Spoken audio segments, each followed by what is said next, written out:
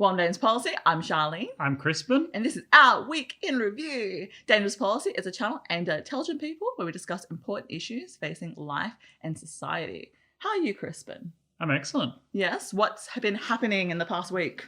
Well, we've gone over 900 subscribers, which is nice. And some of our, videos have been really popular, which is great. Yes.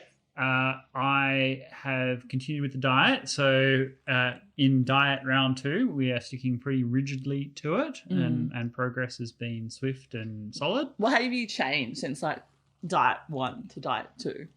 As I said, diet 1, I went away and it all went to hell. Yeah. When I went away, ate a lot on the trip and then went camping with friends. So I ate a lot more there. And so it all kind of, the disruption to my plans went awry. Yeah. Second time around, I was also more committed because I was like, no, we're going to absolutely do this. I've said it publicly. We've got, clear goals. And I have set things up in terms of diet plans and so forth much more rigidly in terms of what works and what doesn't work. So progress, but we're not there yet. So, not celebrating just yet. And I'm hosting a pool party tomorrow. So it's middle of winter here, but there's like a heated spa in where I'm living. So we'll be able to still go outside and barbecue and have a proper catch up with friends. I've got a friend who's going away to study overseas. So we're sort of saying goodbye to them. The poker's been good. I really enjoyed it. With the easing of restrictions, poker has kind of come back to life a little bit. Yeah. Do you find the casinos busier? Much busier. Yeah. Way, way busier. So I prefer live poker. I think I like getting up and going someplace to do it. So although I like online poker for the speed and the games are much more challenging and many more variable options and so on, not nearly as much waiting. You can play multiple tables and things. There's a lot of advantages to online poker. I understand completely why a lot of people prefer it. Yeah. But I find just the worker in me needs to get up and go someplace, get dressed, organize my hygiene and so on, and then go out and travel. Yeah. I like that separation between life and work. Having to go outside and make effort and be present to the world rather than roll out of bed on the computer. Yeah, we're social animals in it. I mean, I'm an introvert. I really need my own space. I couldn't imagine living with other people really, but still we need to interact with others to be part of the social fabric of our communities. Yeah. Has poker been more challenging now that more people are playing? No, easier because when you've got more people at the table and it's something I'm more familiar with. When we were all playing shorthanded with all these additional restrictions and stuff, it was very difficult. It was very hard to overcome the house rake. So every hand that you play, the house takes some money out of it. And thus, if you're shorthanded, very, very hard. And then if you're already shorthanded, one person goes to the bathroom, one person goes for a cigarette or something, the whole table can break. So it's really nice having proper game. And also with the easing of restrictions, the casino life is more back to what it was. So as I said, more busy. So you see lots of other people there going out for all different kinds of reasons. People are much happier. But this could be temporary because, New South Wales is absolutely wrecked with cases at the moment. And Victoria in trouble. So there are challenges still with the pandemic, but right now we're doing okay. Yeah, exactly. Just enjoying the freedom that we have right now. It does have a kind of a night before battle feel to it. Charlene keeps mentioning, okay, the next lockdown is just tomorrow or the day after. Oh, I just have that feeling, hey. Yeah, exactly. It's like we're just waiting for the morning battle, right? That this is our, eat, drink, and be merry, for tomorrow we die kind of thing. So I think there is a feeling that people are out and about having fun because there may not be that way tomorrow. Which, again, is an attitude that could be encouraged, is to make the most of the day rather than, it's not pleasant, I'll be honest, because we're all looking till the updates of the numbers and is so-and-so going to be on the news conference today? Well, that is a different, you make a really interesting point because a lot of cultural differences are explained by that characteristic. So in societies where they have a very high savings rate, for example, so Eastern Asian countries and things like that, people are very used to stability, things not changing very much. You think about the societal changes that happened in China and so on the last 50 years, immense. But in terms of the way people feel, that they look at things more long term, putting a little bit aside each day sort of thing. Whereas societies that are here and now, and I'm thinking, a lot of Eastern Europe, Russia, places like that, if they have money, the culture is to go out and spend it immediately because you may not have it tomorrow, or the money might not be worth anything tomorrow. Inflation might go, or something could happen to you and you lose it. So you're not necessarily safe to be able to plan for the long term, and therefore, if you have money, then the incentive is to go out and spend it immediately because there's no guarantee that it'll be there. But then tomorrow. What happens if you get sick and stuff? Well, that's an interesting. So this interesting thing. If you can be certain about certain things. Then planning for the future makes sense. Okay, so if you can be certain that in 5 years' time, you'll still have a house, you'll still have a job, you'll still be kind of basically doing what you're doing, you'll be a little bit further down the road of your career, then thinking about events that haven't happened yet, low frequency but high impact events make sense. So be like, okay, well, in 5 years' time, these things are secure, but these few things could happen to me that would be really bad. I have an accident, I fall sick, something happens to a loved one. I'm going to put money aside for the rainy day. Okay. Whereas if you're like, I don't know if I'm going to have a house tomorrow. I don't know if the whole city is going to be in lockdown. I don't know if the government, which is super corrupt, is going to come and take all my stuff. I've got this money. If anyone finds out I have it, they might come and take it, right? Therefore, I'm going to get rid of it immediately and get the immediate reward. So it's kind of interesting. You would think it's a bit counterintuitive logically. You think if you're living in a highly uncertain environment, you want to save. Yeah, you want some certainty. Safety. But if you're actually so unsafe that even the money itself is a liability, then you want to spend it as soon as possible and get the immediate benefit so no one can come and take that away from you. And I get that, like the live in the moment mentality is mostly true in unstable societies where those things are fleeting. A really good example for the Anglos out there, when I was a kid watching television, and I don't know if it's still the case, but I used to get so much British cartoons and children's television on my Saturday morning programming. And so here in Australia, one thing that all they say was like, oh, it's such a beautiful day outside. Let's go out and have fun. And in Australia, and it's not true for England, but in Australia, every day is a beautiful day. Yeah. So I'm looking outside and I'm like, I don't think I need to do that. I think it'll be like that tomorrow and the day after. I think I'll just sit here and watch cartoons. Thanks very much. Whereas in the UK, it was like, if it's a beautiful day outside and you're not out there, you're wasting it. There is a window of opportunity where you can go out and really do outdoorsy stuff. And thus you have to capitalize on that moment. They're like 15 degrees Celsius, 16 is like summer for them. I'm watching British YouTubers and things like that. It's like, oh, it's 28 degrees. I'm going to die of heat stroke. And I'm just like, it's winter here and we could be hitting that at some point. So but the point is that because here in Australia we can rely on the weather, we don't need to be like acting immediately. So for example, if you want to get married in Australia and you plan for an outdoor wedding, that's really not a problem. Like you can go get married outdoors. You have to get quite unlucky for the weather to be bad. You leave a couple of contingencies in case that occurs, but otherwise it's fine. Whereas if you're in the UK and you want an outdoor wedding, it's like, oh, it's sunny outside. All right, we're getting married today, folks. Let's go to the like it's that different mentality, even though you're far less certain of something. So you have to capitalize on it immediately.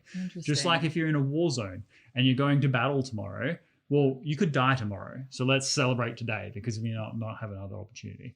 Same with those environments where you might have come into money or something and you have to spend it straight away because tomorrow, who knows?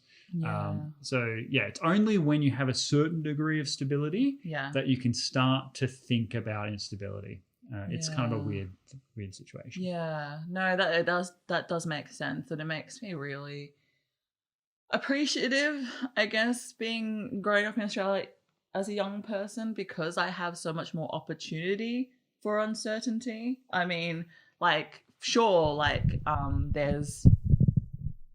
there is like COVID and all these other external factors, but growing up today, like, there are so many different opportunities, and it's okay to quote unquote fail and not have the cost that it was in the past of my parents and grandparents' time, where it was a lot higher, and that uncertainty was very real. Like, it's definitely to put this in perspective, I guess. I don't know, it sounds terrible when I'm like, oh, live life to the fullest. It's like, live life to the fullest, but it was very like... Yeah, well, this is one of the great challenges of the pandemic era, is that people, until that point, the vast majority of people thought that the next day was pretty much going to be like the day that it was yesterday and the day before that. Yeah. And so but people have to remember that the pandemic is the rule, not the exception. We have lived through a period of uncharacteristic stability, unequaled in all of human history, right? We haven't had any major hegemonic wars. We haven't had mass plagues and things like that. We haven't had civilizational disruptions. But that's an exception. That's a strange phenomenon that was brought about by a very specific series of circumstances. Number one, we had a global hegemon. Very rare that there's one superpower that is unchallenged. If you think about the United States in the 90s, it could literally take on the rest of the world combined. So that made everything really stable. There was one big cheese on the block and people weren't competing. We had an unprecedented elevation out of abject poverty. So on a scale that is totally unmatched by anything in history. Yeah, and we're living longer because of that. It's what, absolutely, we're living longer, and on every field of human endeavor, we're doing much better. And yet, all of that was brought about by the leveling out of our industrial revolution, something that happened previously in just one time and place in Northern Europe in the 19th century, being democratized throughout the world, South America, Africa, East Asia, bringing up all these living standards. Yeah. But all of this is an aberration. The normal state of human affairs is one of anarchy and disruption and absolute subservience to elemental gods beyond our control. And that's where we will return. I mean, there is no way in which we have solved all of the vicissitudes that come with human circumstances. We've learned some things and we've improved in some ways, but a lot of it is just a product of circumstance. Do you think that having a hegemonic country like the US was actually a good thing? Well, absolutely, it was a good thing. I mean, are we better off to have like a hegemonic? I don't know. There's the wonderful quote from Winston Churchill, which is that there's a few of them, but one in particular is that democracy is the worst form of government, except for all the others that have ever been tried. Right, and by that, we can apply that same analogy. Having a global hegemon like the United States is the worst form of international relation system order that you can devise, except for all of the others. Okay, so having a global hegemon like the United States was beneficial in a number of ways. Number one, no hegemonic conflict and war. Number two, the nature of the United States, of course, it made enormous errors and hypocritical in all kinds of ways, but it had a universalist philosophy that everybody is fundamentally created equal. They have inalienable human rights, and we're freedom loving and believe in sovereignty of the individual. So that is its most basic premise. Had a strong universalist message that everyone can buy into. Yeah. And three, the United States was willing to keep things open for the collective commons. It was willing to make internet free the ocean's free, space free. I mean, for example, here in Australia, one of the things that former Treasurer Peter Costello laments to this day is that we can't tax the internet, right? And that is because the United States made it free for everybody. If it wasn't for that fact, governments would control the internet even more than they already do, because they would own the internet. And they would sell it and rent it out to the population for an exorbitant cost. So the fact that the United States is willing to provide, to live this utopia, if you like, has provided enormous benefits that they'll never be properly thanked for, because we don't appreciate those things that we take fully for granted. But we will miss the United States. Like, as China rises... what do you mean we'll miss the United States? Is it going? Well, as a hegemon, it has gone, right? Like, there was a time when you couldn't say no to the United States. Now you can say no to the United States. But you can't say no to Beijing. Well, you can, but it's not like... but it'll hurt. but there's that challenge, right? Like, there's that tension. They're fighting one another. And when that conflict that will... I mean, I am of the school that is convinced that war between the United States and China is inevitable, that it cannot actually be avoided. And once that happens, people will fundamentally reevaluate the age that we had lived through before as a true golden age. I mean, when I saw the Matrix, which was on our movie list, but you'd already seen it, you know how in the Matrix... They initially created this utopia where everybody was going to be happy and everyone living in the Matrix would be completely satisfied and enjoying life and so on. Yeah. And they're like, but it didn't work. You know, people just didn't believe it. They kept trying to wake up from it, blah, blah, blah. Yeah. So what they did is they reframed it to this, the late, 1990s, the peak of your civilization. And I actually do think that will be the peak of the civilization. That if I think back to the new Olympics is going on right now. If you think back to the 2000 Olympics, the Sydney Olympics, the contrast could not be greater. Like, you just could, different world. 2000 Olympics, Timor-Leste appeared for the first time. North and South Korea marched under the same flag at the opening ceremony. All the athletes walked marching side by side. That's crazy. I can't believe that. People just bursting with enthusiasm and hope for this new millennium, right? They had just... Like, you had all the horrors of World War II and World War I and the Spanish flu and all of that. And then 50 years of Cold War between the United States and the Soviet Union, the threat of nuclear annihilation. But over that previous 10 years, everything was improving.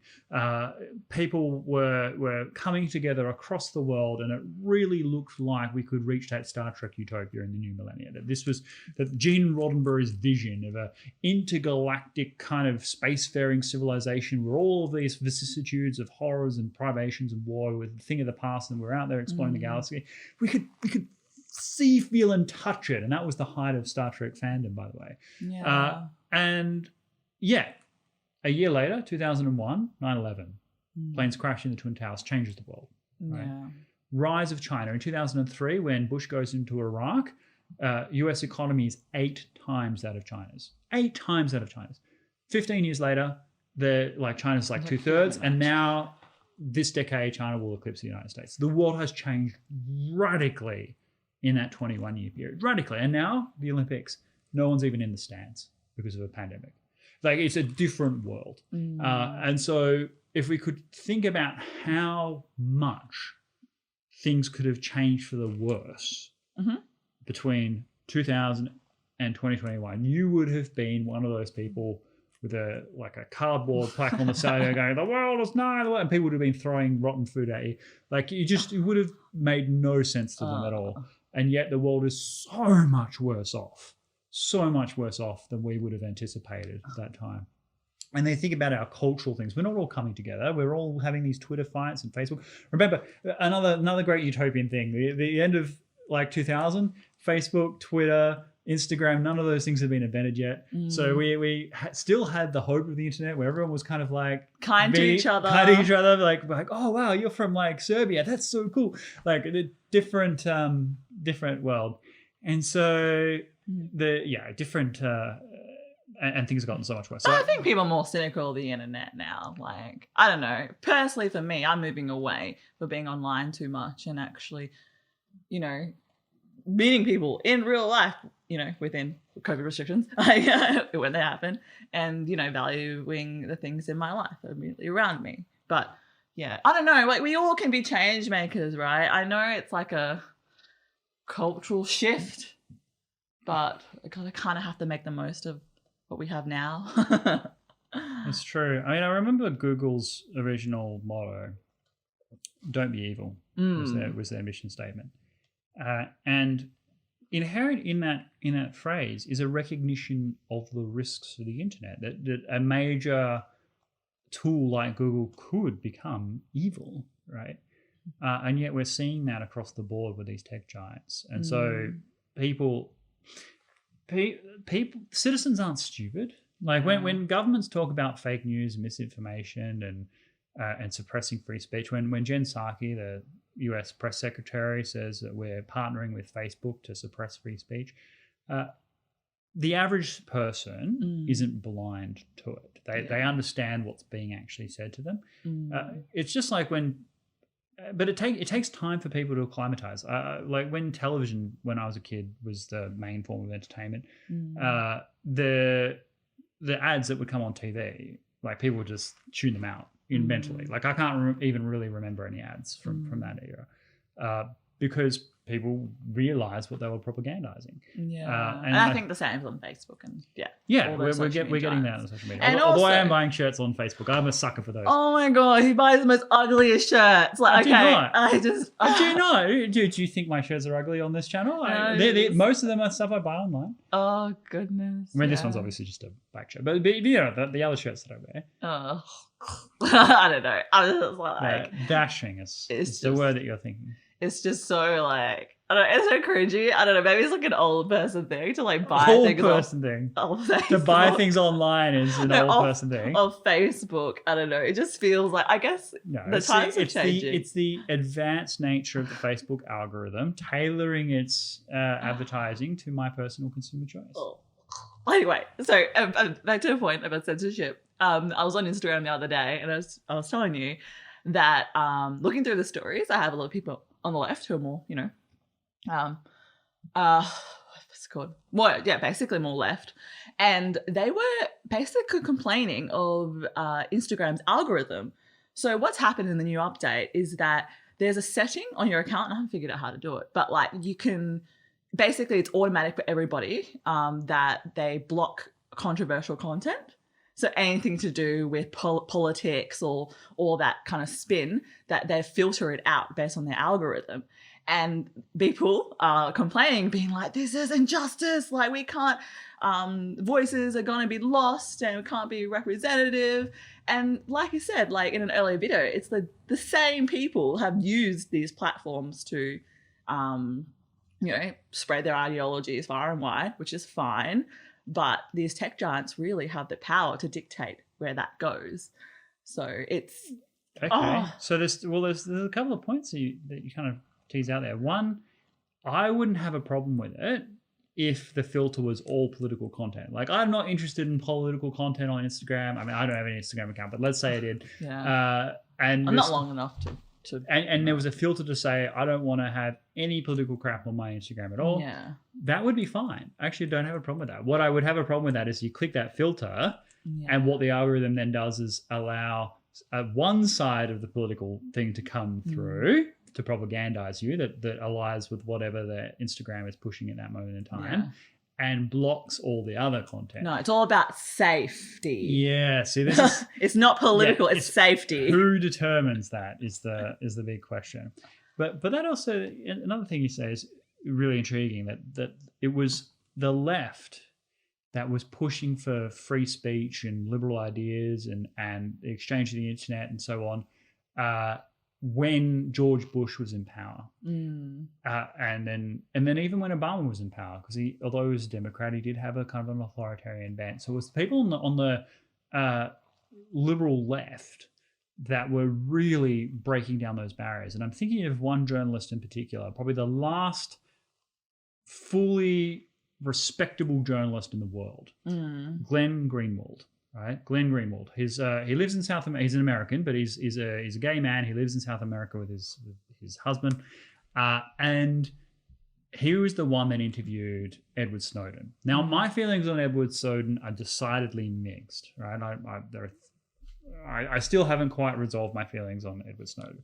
But Glenn Greenwald, the man who interviewed him, is the most extraordinary journalist. He was working for The Guardian. He was on the far left. But then when he did that interview, he got every prize under the sun.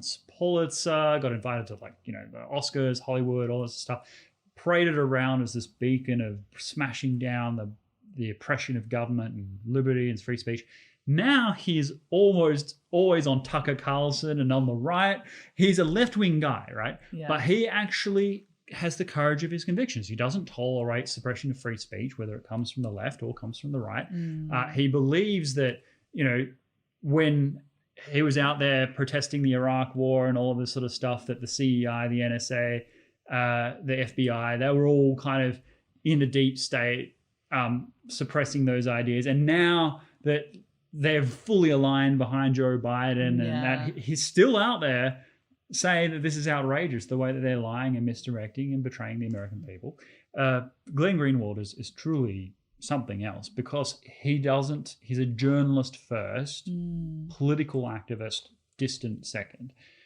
And so whenever you get a chance, if at home, look up Glenn Greenwald, just look up his tweets, look up what he's talking about now, because that is his true honest thoughts. He's not grifting for any company.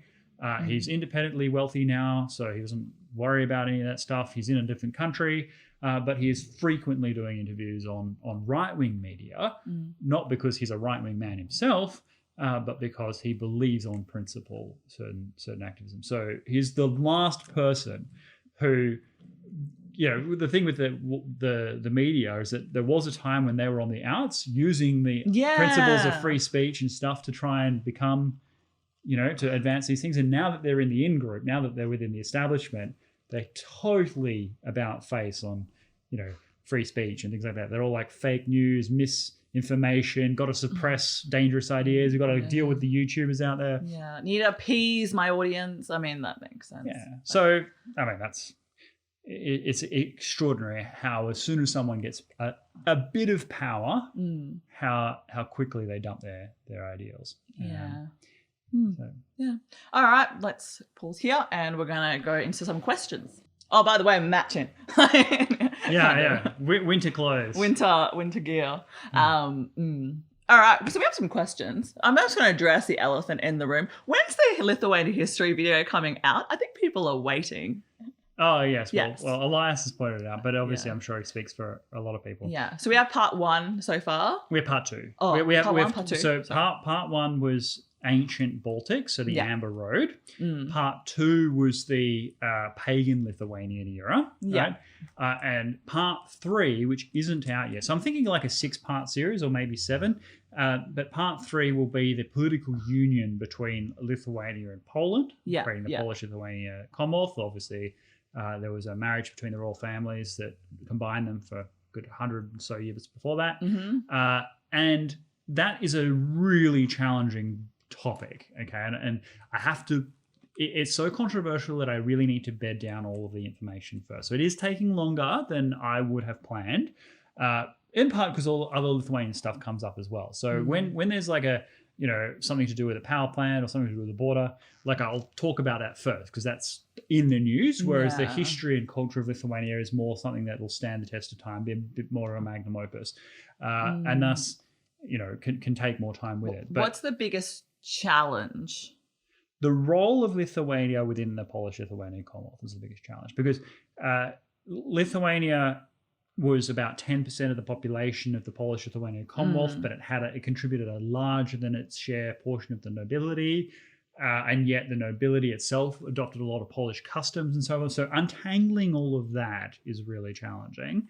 And then what to focus on, because it was such an extraordinary power. I mean, there was the fight with the Teutonic Order and the Battle of Grunwald and just the enormity of that challenge. Then there was, of course, with the Ottomans, the Siege of Vienna of 1683. So it's a huge, where to start and end it is such a big part of it. And in the Siege of Vienna, by the way, which is one of the great turning points of world history, the Lithuanians weren't actually at the battle. They were off protecting all the other areas in case others took advantage of the fact that the whole Polish-Lithuanian army was off for the battle. So getting into those details. And then there was a time when the Lithuanian nobility within the Polish-Lithuanian Commonwealth tried to extract itself from the Union and join Sweden.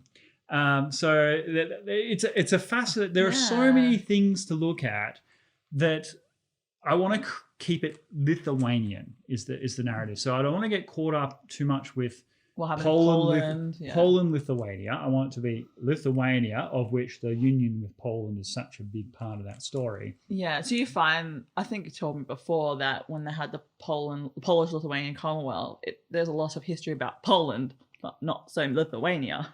Yeah, well, historians today will say, oh, Poland in this century or Poland in that century, when what they really mean is the Polish-Lithuanian Commonwealth. They just say Poland for short. And there are reasons for that. Like the language of government was Polish, so the rulers, even if they had Lithuanian ancestry or so on, or the nobility, they spoke Polish. Lithuanian nobles would send their children to Poland to learn, to be part of the court there. Lithuanians themselves would adopt certain Polish customs and vice versa. So it was very... The impact on Lithuanian culture by the Polish is immense, and there's talked about that a lot. But there was also influence on Lithuanian culture on the Polish, so we need to talk about that as well. And I don't want that to be a secret history. So there is it takes more thinking and research, and of course, I'm never going to learn all the Polish names and stuff from the Middle Ages. So you'll have to put up with me butchering the town. But you've been corrected. It's fine. They're more than happy. Yeah. So to answer your question, it will come out in the next couple of months.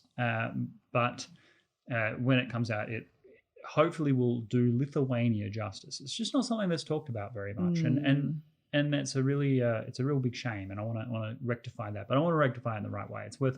It'll be worth waiting for. I promise. No, fair point. Got another question here from Dana Moon on the last Lithuanian build a wall. Anyway, what is, sorry, it's loading, your points of view about Taiwan's embassy opening in Lithuania? So, by the way, here in Australia, it's possible to say it's loading. In Lithuania, there's no, the internet is so fast that those are words that just aren't in the vocabulary. They click on it, it's there. Yeah. So what was the question, sorry? So Dana Moon asks, could you make a video about the Taiwan embassy opening in Lithuania? I would like to hear your point of view. Sure. Well, okay. The answer is yes. I can do a video on that, and we will. The Taiwanese have found themselves at ever-increasing degrees of isolation.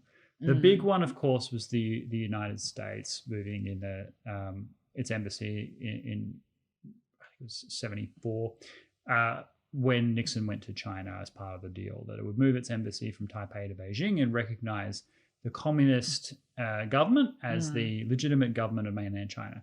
So when the Korean War happened, for example, it wasn't China versus the United States or North Korea versus the United States. It was China versus the United Nations, because China was excluded from the UN Security Council because the US government recognized Taiwan as the legitimate government of all of China, absurd though that was.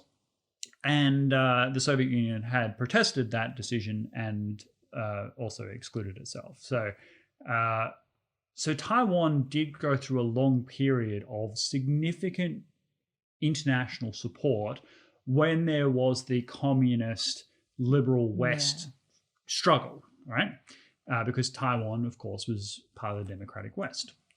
But when the Cold War ended and those things started to break down and all these countries started trading with China, particularly after the Soviet split with China in the 1960s, but certainly after the Cold War it accelerated, Taiwan has found itself with increasing degrees of social isolation internationally, that more and more countries have been moving their embassies from Taipei to Beijing.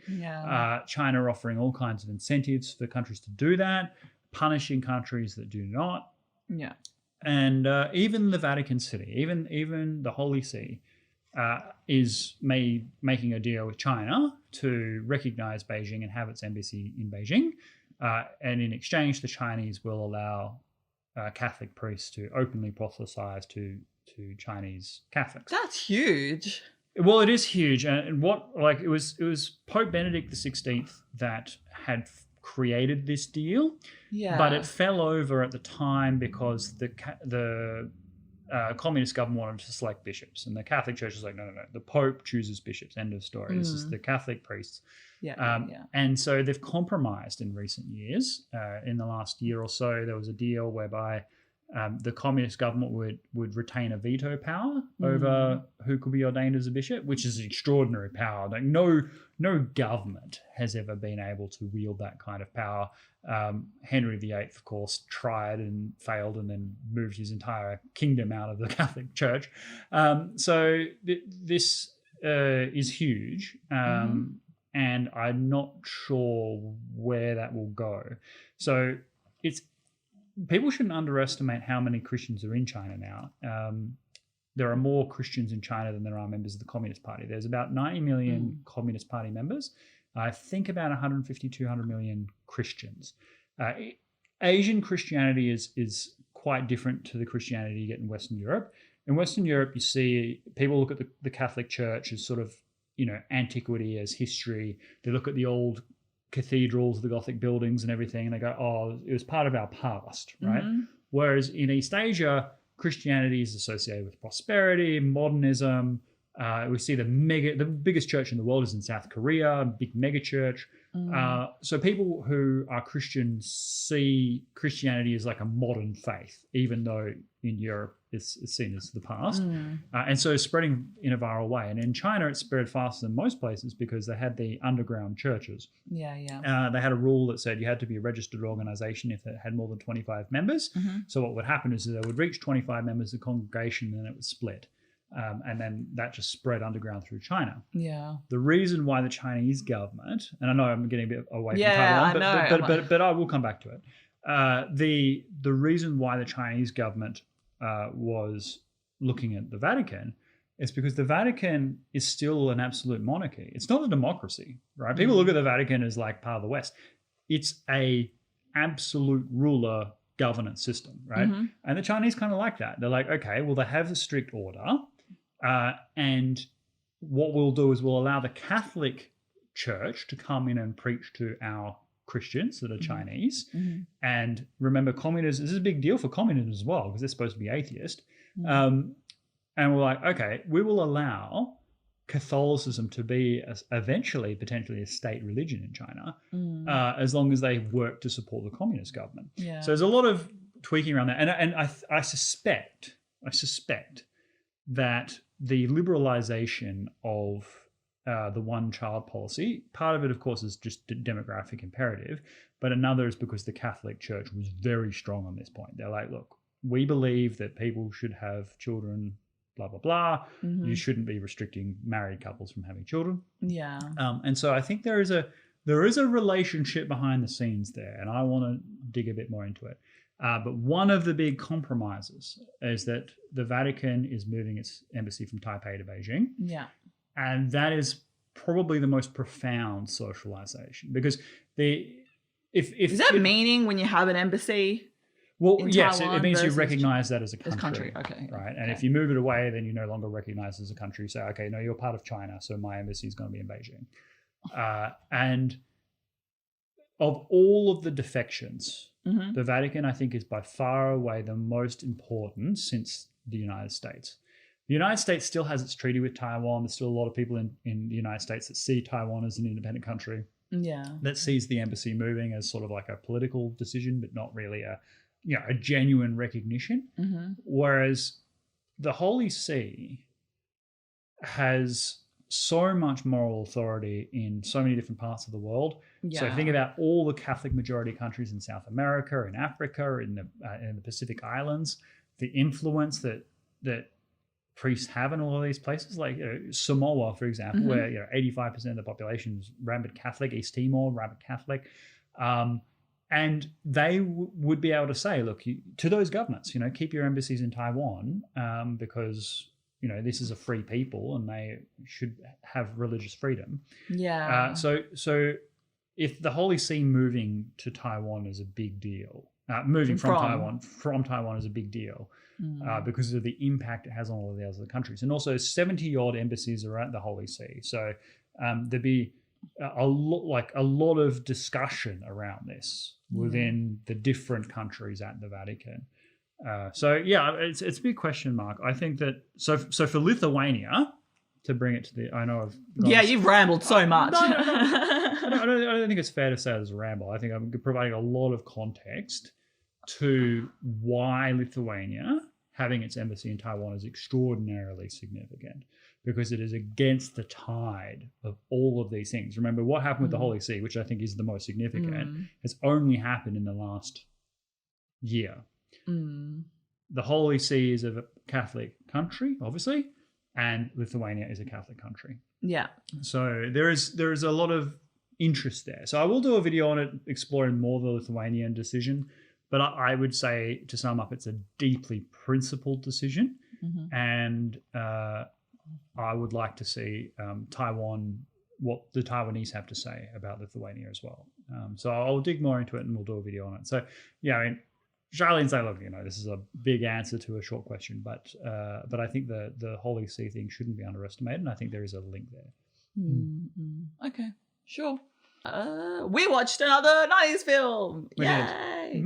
On Journey to Culture, Charlene, and the peak of media. I don't know. I mean, we watched The Rock, 1996. That's right. I think it was Michael Bay's first film. So before he, fell off a cliff making the Transformers films and stuff like that, he did make one really good film. Big action film starring Sean Connery and Nicolas Cage. Nicolas Cage being Nicolas Cage. Of course, you're always playing the crazy guy. And obviously the plot is a US general unhappy with the treatment of his fallen soldiers. He takes men that are loyal to him and wells some mercenaries and goes and steals some VX rockets and threatens to unleash them in San Francisco from Alcatraz unless these people are paid out.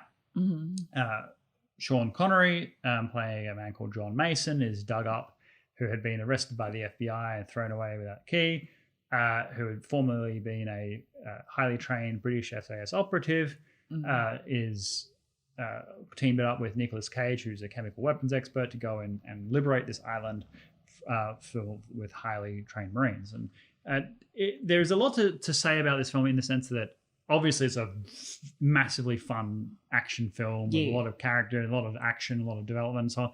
So it is a good old classic, war sort of combat film, right? But there's a few threads that are worth teasing out here. So mid-90s, again, it's the same sort of time period as Independence Day, which is another film we saw recently, and both action films, and it shows you the degree of American strength and power, because in the case of Independence Day, the enemy is aliens, right?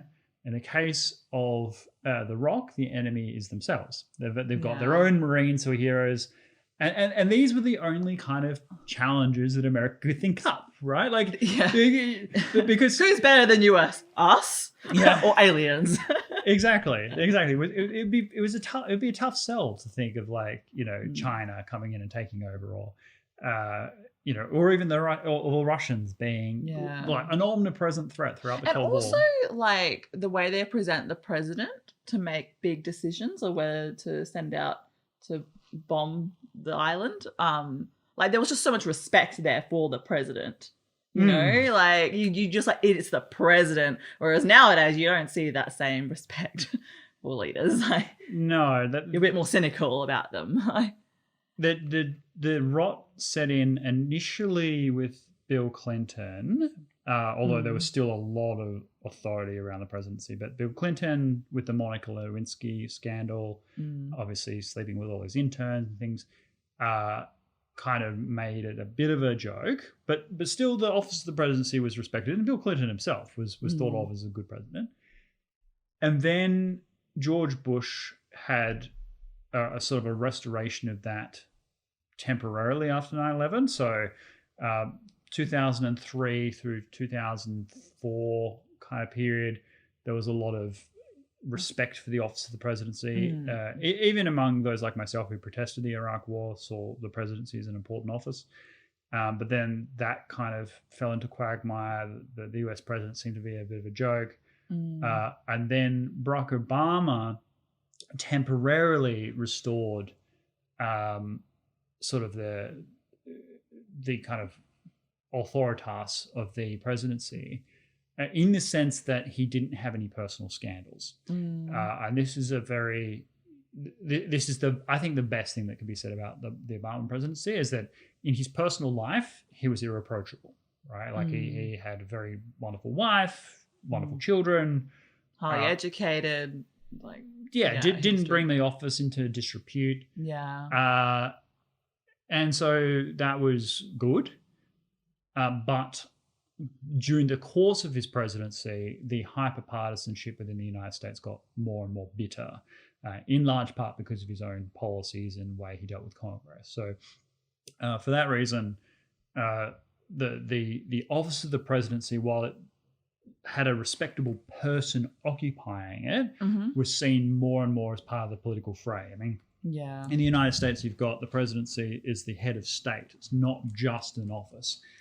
And so people look at the president as a symbol of the United States. And then, of course, we had the Trump years and then, of course, Biden. So I don't think the US presidency will go back to that kind of period. But you make a really good point there, because also in the movie Independence Day, the president is actually a major character in the Independence Day. He's a major character, and he gives the most epic speech in all of cinematic history. And he's the president giving that speech. So there is a lot of... And then during the... there's so much awe and hope and like... Well, and it was interesting. Daniel Day-Lewis's performance of Abraham Lincoln, the movie Lincoln came out during the sort of Obama years, I think, or early Trump, around that period. And they look back on Abraham Lincoln as this sort of great legendary hero, but then sees like him as a human being as well. Now, I have a lot of... I'm personally challenged by the way Americans remember Abraham Lincoln. I see him as a far more practical guy than most people kind of look back on him as this great father figure.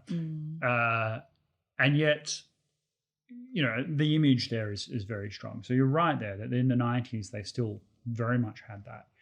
The other thing that I found interesting about The Rock was that the villains could be respectable. So the person that is seen as that there are two people that are seen as the villains, right? Well, one person is seen as the villain and the other one's seen as a bit of a joke. The villain is the FBI director, right? And the person who's a bit of a joke is the White House chief of staff, right? He's kind of spat on by all the military guys, right? So, and I don't actually think that's fair. Like, he is the White House chief of staff, and those military people were supposed to be more respectful to him. That includes the general who was rebelling, who was like, you know, on your 9th birthday, I was running Black Ops into South China, so you be quiet, you're wasting my time. And then there was the guy that was saying, oh, General Hummel's a man of honor, like the general who was kind of talking back to the White House chief of staff. I'm like, no, this guy was a traitor. And he goes like, and the White House chief of staff was right to point that out. So the veneration of the US military, of course, is still in place today, but as absolutely at its zenith in the mid-90s. You see that with Independence Day, which is kind of puts the military on a pedestal, and the military guys in The Rock are also put on a pedestal relative to the civilian leadership. And there is a fantastic video that has come out on the sort of 25th anniversary of The Rock. I haven't seen it. That's okay. That's all right. People at home can watch it though. So Sean Connery's character, John Mason, obviously Sean Connery was James Bond in the 1960s, and there's a theory, but has been turned into a video, that John Mason is actually James Bond. And John Mason was his cover name that he was found with when he was arrested by the Americans, and it is such a persuasive argument. Right? So if you go check out that video, just type in The Rock is a James Bond film in YouTube. There is a fantastic theory about that, and I'm persuaded. I think that Michael Bay and the other writers were like, "Hey, let's make this James Bond. We don't own the James Bond name, but let's say this is what happened to James Bond. He got arrested by the Americans and had to be dug up to help people crack into Alcatraz." The other thing about it, VX nerve agent, the big bad kind of gas that's in the film. Yeah. And there's like little balls. I'm like, far out. That is so like impractical. Surely they could design it better. No, they would not have little it's like little glass balls. No, they would have some kind of aerosol device that allows it to be dispersed in the atmosphere. It doesn't seem like it. Not only is it unsafe, it also seems impractical. Like it's so unstable. And it's like, oh, this is my Christmas decoration. But it looks pretty. It does. The other thing about VX is it doesn't. So at the start of the film, spoilers, but this happens at the very start. Like, so the guy's skin's melting off. Yeah. That's not what happens with VX. VX, that when in the scene where Nicolas Cage is explaining to Sean Connery what VX does to you, they were half telling the truth, right? So the first half of the conversation is exactly what happens, and then this is after your skin melts off and your back breaks from spasms and stuff. That's when they go a bit crazy. What happens is you suffocate, and the Kim Jong-un's brother was murdered in the Malaysian airport by people who used like local prostitutes effectively to play a practical joke where one would spray half of it and the other person would spray the other half, together made VX. And he died of suffocation. So it's a very, very deadly nerve agent. It's a truly tragic kind of weapon. And it would, if you used it to attack a civilian population, do devastating amounts of damage. There was also the so VX is a derivation of sarin gas, which was also in the film. That was in the teddy bear. Oh yeah. They're very similar. VX is slightly more advanced. Sarin gas was the attack used in Japan by the Aung San Suu Kyi, whatever it's called, the death cult. Who in the 90s did that deadly attack. So VX was kind of in vogue, if you like, because nerve agents were known. And there was also the Iran-Iraq War of the 1980s where chemical weapons were used en masse on both sides. And so, and the Chemical Weapons Convention was being discussed. So the dangers of certain types of chemical agents was increasingly popularized. And it was interesting, the idea that, now I have no idea as to the truth of this, I assume it's nonsense, but that VX was designed to withstand napalm, and therefore the reason why General Hummel chooses to steal VX rockets as opposed to other weapons is because the US military didn't have the ability to destroy VX from the air, which is why that thermite plasma was not ready, and they were like desperately trying to get it ready as an option, and no guarantee, and then they get it ready in the last minute. That's not a spoiler, by the way. It doesn't. I won't explain what actually happens, but and yet.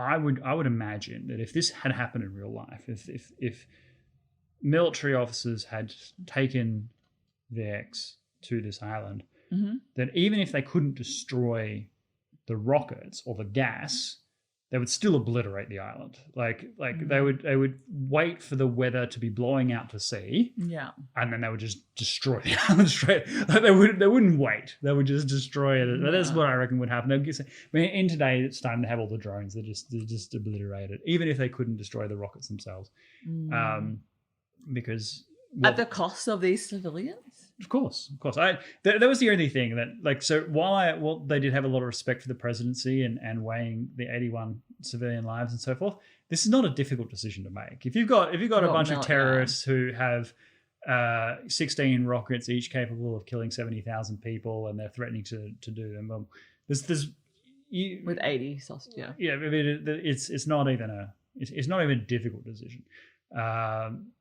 But the US was so powerful. It honored every single American as American.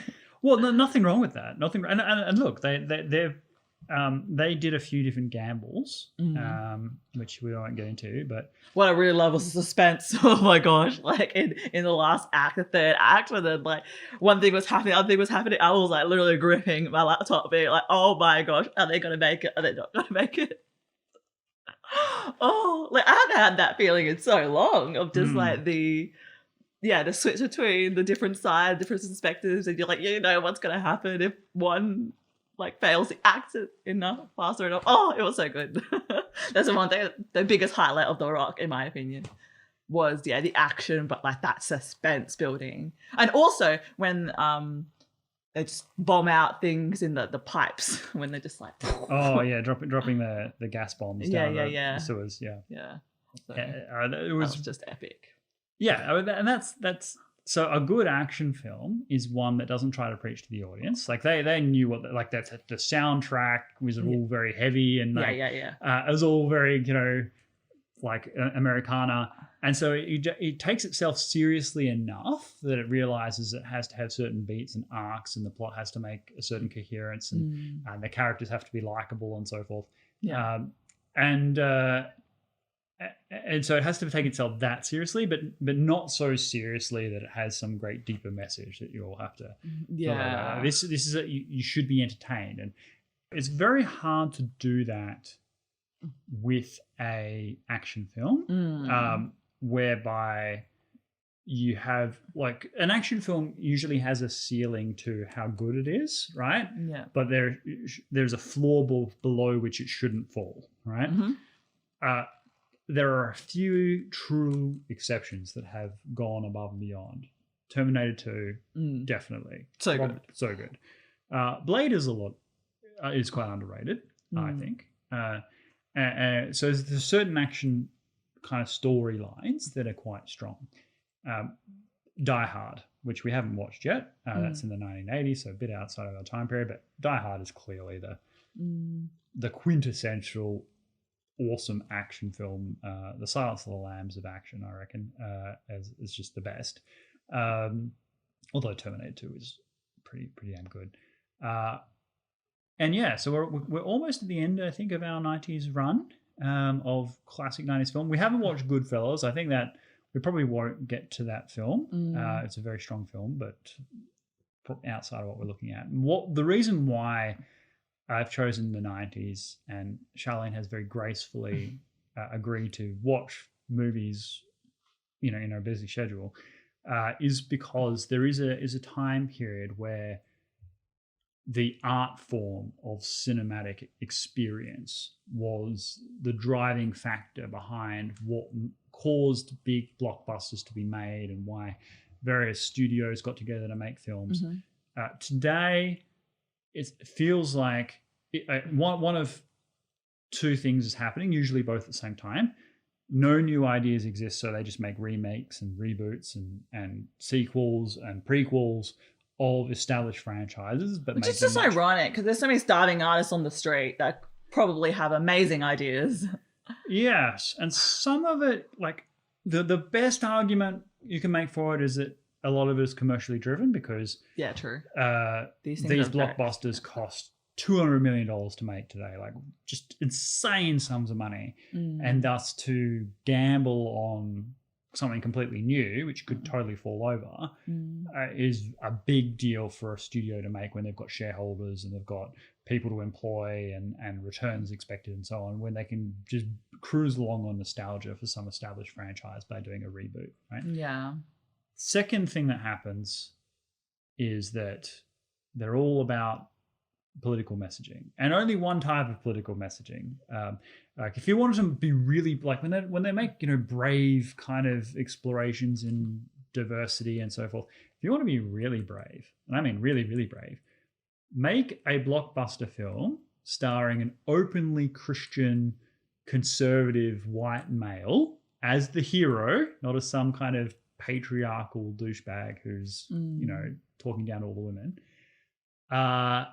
living a normal traditional life, and then you're being brave, because Hollywood just won't go near that with a massive barge pole today. So so now everything is about political messaging rather than story. No, there's nothing wrong, okay, with liking diversity and representation in cinema, but the characters need to be the driving force. So the biggest criticism of Hollywood today, and I think it is a valid criticism from the storytelling point of view, is that female characters can't fail in any way. We see that with the Black Widow movie. We see that with Captain Marvel, where they can't go through any challenges or shortcomings at all. The males have to be dumbed down and made into ridiculous characters so they don't take away from how strong she is. And like Wonder Woman was so boring. Like, I remember, and I think I've watched some analysis on it, like the whole plot line of these wishes things could easily be solved, like without her in the story. Like, that's absolutely true. It's just. But we can contrast it. There is a 90s film that we haven't watched together because you've already seen it, but it is in my top 5 90s films. We would definitely have it on the list if you hadn't seen it, and that is Mulan, the first animated Disney Mulan. Is one of the best films ever made of any type, and certainly my favorite animated film. If you think about the storyline, she's an ordinary girl who's first of all trying to get married to bring honor to her family and be part of the normal. Remember, Chinese society, conformity, blah blah blah blah blah.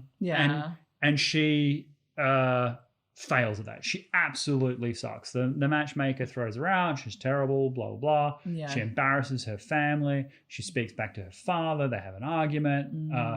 And then when the Huns invade, every family is conscripted. She embarrasses her father publicly in front of the officials. So she's just a mess up, right? Like she's just a disaster. And then she does something insane. Like it's a completely half-baked idea. She cuts her hair. She dresses up like a boy. She steals the armor. She rides off to become a man in the army, pretending to be the wayward son. Okay. So she has no military training. She's never dealt with men before. She has no idea what she's doing. And that's obvious. The first thing she does when she gets there, she makes enemies, right? Like she doesn't know how to deal with other men. She pisses them off. She starts fights. She gets into trouble. And then it's clear. She's like so slow compared to all the other men. Absolutely. Right. She's physically weak. You know why? Because she's a girl. And girls are weaker than boys. And so she is a hopeless soldier and she gets kicked out, right? There's a scene at the end of the song, and this all happens in one song, right? It's really great, the whole montage, right? When she goes doesn't need training, 2 hours, just needs a song. It just needs a song, but you really see the arc in that song. So she gets kicked out, and what happens? She realizes that there is a challenge that no one was able to achieve. There's an arrow shot to the top of a log, and they couldn't climb up because they were given weights and they couldn't get up to clean the arrow. And she works out that if she throws the thing behind and ties it together and uses as a grip, she can climb up that way. And so what happens? She uses her wit and guile, traits that she is not short in. She's got a lot of daring, obviously. She's dressed up as a guy to be a man. So they play to her strengths and get around her shortcomings. So she gets to the top and she does something that no one else does, and of course is welcomed back into the army and is then supported by the others to get across the line. As you see, there's a point where in the next montage of the same song, someone else grabs the stick and hands it to her rather than hits her with it, which is what they did before. So they go off on the trip, and then her natural drawback becomes a strength.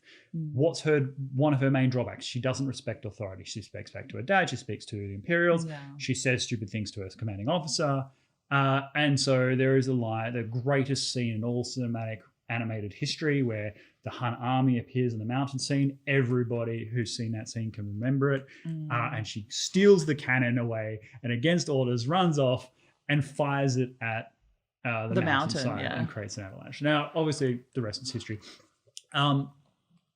That's a hero's journey. She's not in any way a Mary Sue. She's not perfect in any way. It's not like everyone instantly likes her. Quite the opposite. It's not like she's strong in every way. No, she's a lot of weaknesses. These are believable weaknesses and yet tremendous heroism and tenacity, and is one of the greatest all-time heroes. And someone that boy or girl, will definitely be getting any kids I have to watch this film as a great role model to how to be, because she doesn't get anywhere without struggle. And this is the 90s, when people kind of dealt with people as people and didn't look at them in terms of their representation for the rest of humanity. She's an Asian girl, okay? Very diverse. No, but then again, but nobody cares about that. Yeah, no one cares about that. But then also like acknowledges the culture of where she was brought up in. Like it is culturally appropriate to, look up to your parents to respect and have honor. That was a huge thing. And then she couldn't fulfill that. And that was her struggle to try to get towards that. As a girl, as a very weak girl that didn't know anything, that wanted to be married off. Whereas in modern day Mulan, I mean, we're not talking about modern day Mulan, she has all this power within her and she doesn't realize it mentally. Like, it's like, what are you going to try to set up young women with? Like, denial? Like, maybe. But I agree. Like, it's like, and I think that's why independent films are becoming more popular, is because even though they have a much smaller budget, they are not going to shy away from trying to make real stories happen. So yeah, and watch the space cinema is probably going downhill. It's streaming services that are picking up. So like these blockbuster filmmakers, like, I don't know. Well, I'm hopeful that independent film can fill the role of cinema in the 1970s. So in the US, the 70s films, the 70s era was about life in America. Yeah. So you had Rambo First Blood. The first Rambo film is not an action film. This is what people forget. First Blood is just a really epic tale of drama. And then you've got the Dirty Harry films, the 1970s, where, cops that are basically walking the line between, the law and justice and corruption. So the 1970s was a gritty time for American film. There was a lot of street life, a lot of urban jungle, but on a small scale, you follow one or two characters. Whereas then, the big blockbusters emerged by the 90s. And now, those kind of discrete micro stories is what you can tell with independents, because they're the independent budgets. Yeah. And they're still around. I'm so sick of superhero movies. I'm going to say that. I'm like such a controversial. I'm so sick of them. I don't really care. And like how many people can fly and shoot things. Like I'm so done. Oh, well, it's tired now. The Marvel cinematic universe needed to be tied up and stopped with Endgame. Like it really should have. Yeah. Like I'm looking forward to. This is the first time I've looked forward to a new film in a long time, but I am looking forward to Dune coming out in October. I love Dune. I think it's a really great idea, where like the whole universe of the sci-fi Dune thing is really rich, because you've got in the pre-Westphalian Europe, everyone was loyal to kingdoms and dynasties and houses. Yeah. And they take that and they make that a space thing where, House Atreides, House Harkonnen. I'm so lost. What are you talking about? Okay, so Dune is a futuristic sci-fi series. Yeah. Right? From the books, where there is a thing called the spice. Okay. And the spice is necessary for navigators to travel around interstellar travel. Without this spice, there is no such thing as space travel. So it's the most valuable substance in the known universe, and it exists in one planet, Arrakis. And so all the different houses fight over this one spice, because whoever controls the spice controls the universe. Yeah. And it's a story of that. Now it's kind of, they're both futuristic, but also somewhat anti-technology. Like they don't like computers and things like that. So there's a lot of feudalistic dimensions to the different houses. So it's very much a Game of Thrones and space type of deal, but very, very raw in its thing. And then they've got the desert warriors, the Fremen, and a lot of prophecy and a lot of different kind of factions and sub-factions who have their own kind of spirituality and so forth. So it's the aesthetic of Dune is very beautiful. So I'm looking forward to it, because it's going to be something new. I mean, obviously Dune's been around forever, but it's something new relative to what we're seeing at the moment in terms of cinema. Right? It's got a lot of different visuals, a complete new lore. I just think it's so ironic that like you're in space, but we hate computers. Yeah, it's got a very classic. There's a lot of classic mentality. It's a feudal society. Yeah. Okay. So they have different homeworlds, and so we're looking like distant future where humans have and look, for those Dune fanatics, I might be messing up the lore a bit, so I apologize for that. I will catch up on the books again before the movie comes out because it'll help get me hyped, but I haven't done that yet. So the human race is kind of spread throughout the galaxy, and different homeworlds have become different houses. Yeah. Right? So there are massive empires that have sprung up, and then there's an emperor in the middle there, Padishah Emperor, and he has a bunch of witches called whatever, and so there's this society, and they're all struggling for power on the planet Arrakis, which is this desert planet. There are massive sandworms and native peoples that like have these still suits that collect all their water, and they live in deep in the desert. So there's a lot going on there, and the attempt to turn Dune into movies in the past has been really fraught with all kinds of production hell. But the idea, I can understand why people like it's such a fascinating, rich story. So looking forward to that. October, we will go see it, and we will do a review. Yeah, sounds good. Let's wrap this up. I think we've talked enough already. Any final thoughts? I know there's something about videos requests. Oh, yeah. So I really enjoyed the requests for different segments and videos. So, Taiwan Embassy, people being on my back about the history of Lithuania. If there's anything else you want to hear about, please let that down below, because it does, obviously connect me more with the audience and community. So I really do enjoy doing those videos. Yeah, for sure. And once we hit 1,000 subscribers, which was so close, we'll be able to do community posts. So that means that there's just more ways to interact with our community. We can put polls up and all these different ideas, essentially. That isn't more than just like upload a video and just wait for the comments to come through. So that's like what, YouTube features or something? Yeah, YouTube, more YouTube features. Yeah, YouTube is great for like dripping down like rewards for staying on this platform. But anyway, any questions, any comments, please leave them down below. Like I said, if you haven't already, please subscribe on our road to 1,000. Otherwise, stay safe and ciao for now.